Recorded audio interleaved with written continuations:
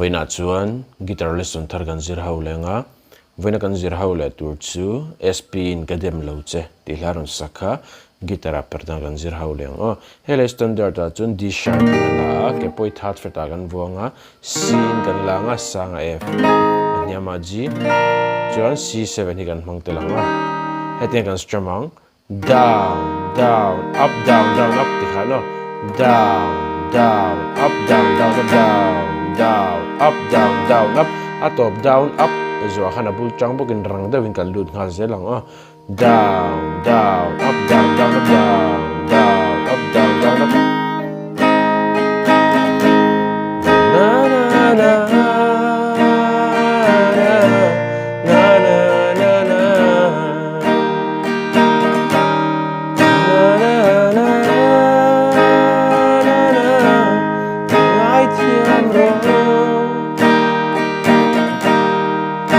rai ra ria